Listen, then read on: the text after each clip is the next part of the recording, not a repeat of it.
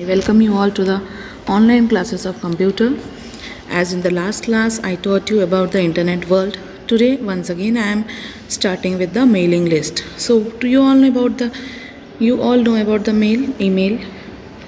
A mailing list is simply a list of email addresses of people that are interested in the same subject, are member of the same work group, or who are taking a class together. When a member of the list sends a note to the group's special address, the email is broadcast to all the members of the list. The key advantage of a mailing list over web-based discussion is that as new messages become available, they are immediately delivered to the participant's mailbox. The mailing list is stored on a server. The software program manages the list and allows user to subscribe or unsubscribe from a mailing list. So mailing list could be moderated where an administrator approves addition of members to the list of, also approves the messages as well as the list of receivers for distribution. Unmoderated mailing list allow addition of new members and distribution of messages to all subscribers without any screening or editing. Mailing lists are frequently used by various companies to target potential customers. Next is social networking sites. You all know about the social networking sites. Nowadays all are familiar with it. We all are using various social networking like Facebook, Twitter, YouTube. These all are the various social networking sites. So social networking is the grouping of individuals into specific groups where people can interact socially with others that share the same interest. Social networking website functions like an online community of internet users. Like sites like Orkut, Facebook provides a platform for the people where they can make friends online, share messages, pictures, videos and music.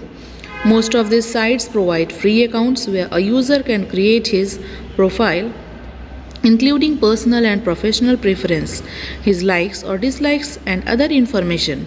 One should be careful about providing information or making friends on such sites as the information can be misused by people with wrong intentions. Okay, so we all know about the social networking sites. It does the both things. It is good also for us and it is also misused by some of the other peoples.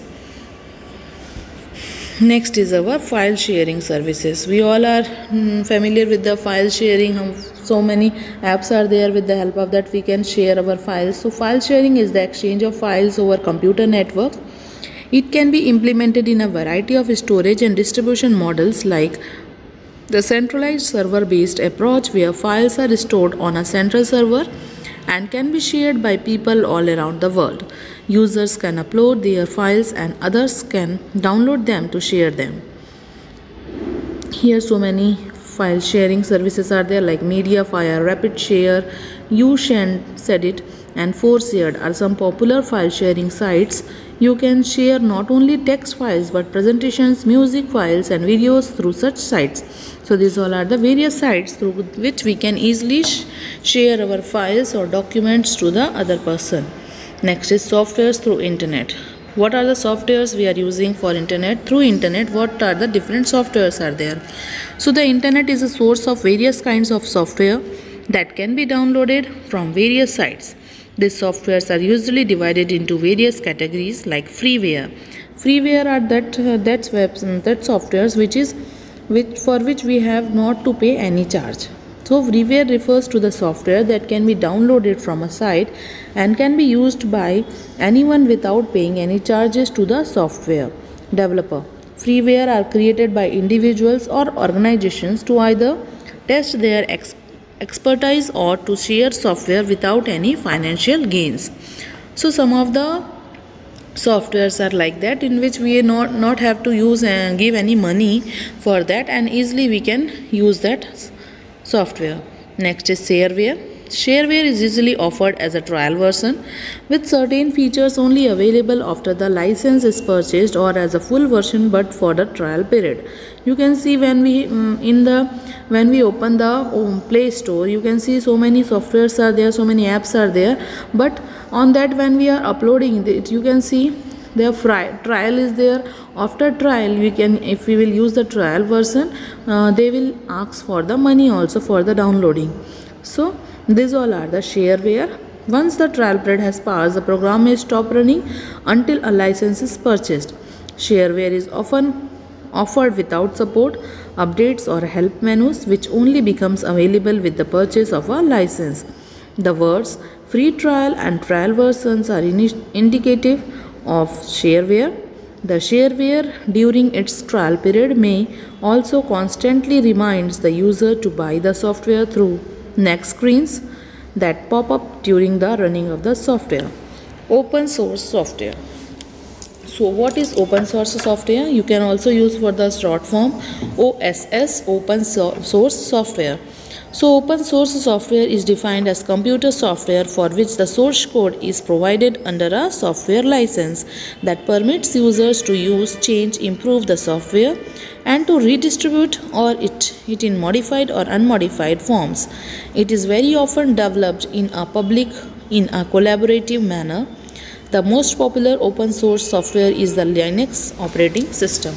So you all know about the Linux operating system. In the previous classes also I explained you about the Linux. So these all are the various operating systems through which we are using the software. Next you can see online encyclopedia. Do you know about the encyclopedia? So many sites offer web-based interactive encyclopedias that serve as the source of information about almost all topics. Wikipedia is an online encyclopedia that offers articles on most of the topics. Users can edit and post their own entries about a topic too. So you all are familiar with the Wikipedia. Wikipedia is known as the encyclopedia, online encyclopedia. E-greetings or electronic greetings. Nowadays we are using so many online work we are doing. So nowadays we are greeting also, we are wishing also with the help of online greeting. So e-greeting is also one type of online work. So an e-greeting is the computer version of a greeting card. It combines elements of audio, video, images and animations to create an attractive greeting cards that can be sent to any person having a valid email address.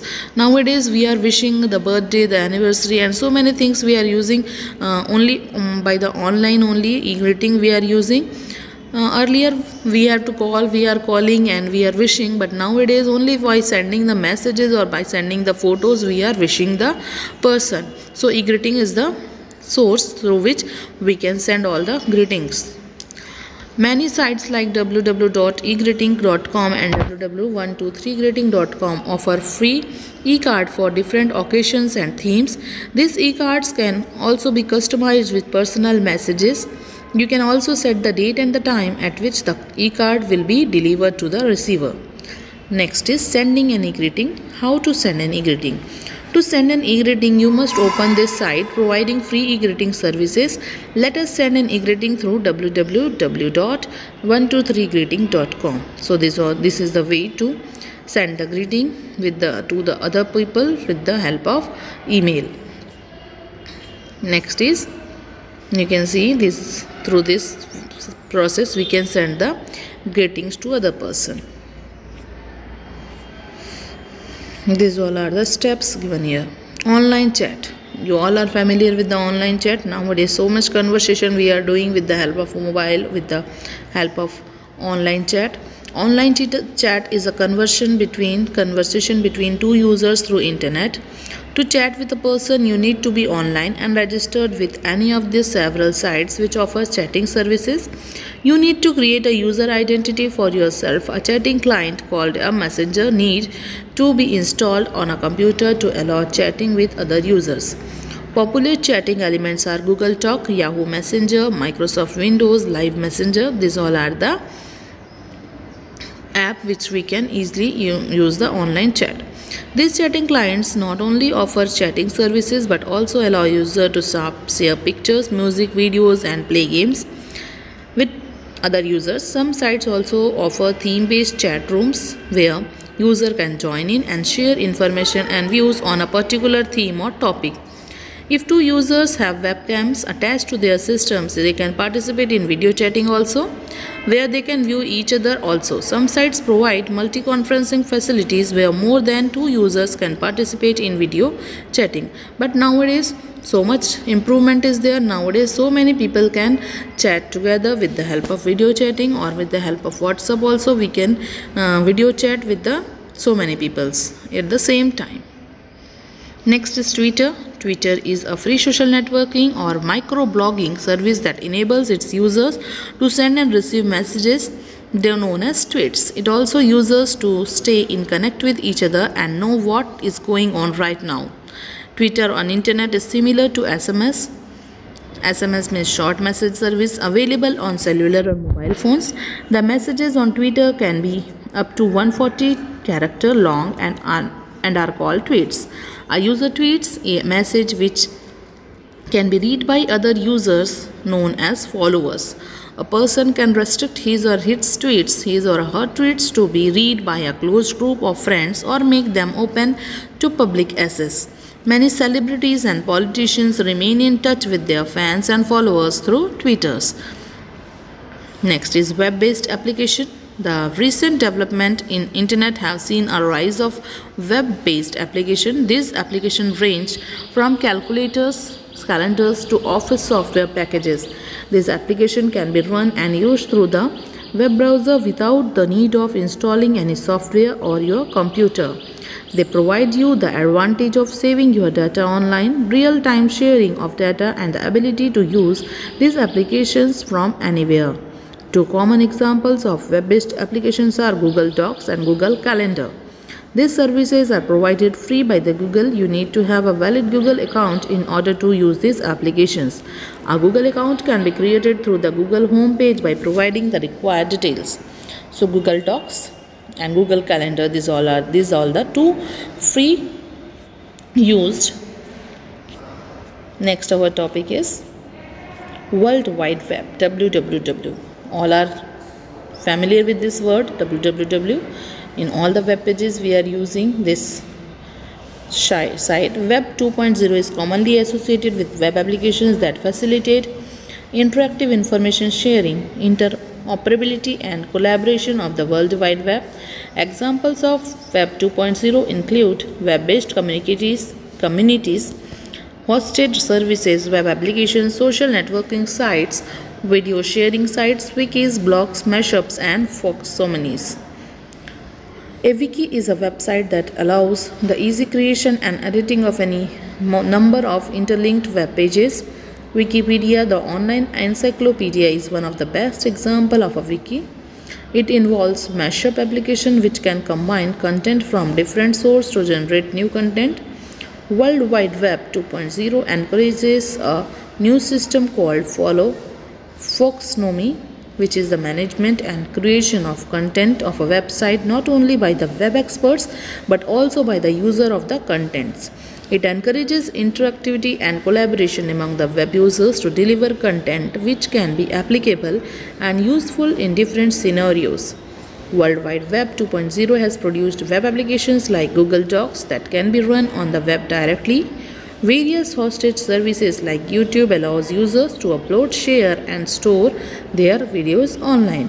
Nowadays all are using this internet, so no need to explain so much far in this. Whatever thing it is given in the book, I am only reading this so that you can easily able to understand all the lesson nicely. So here we completed our lesson, and from the today itself I will send you the PDFs one by one. I will send you now.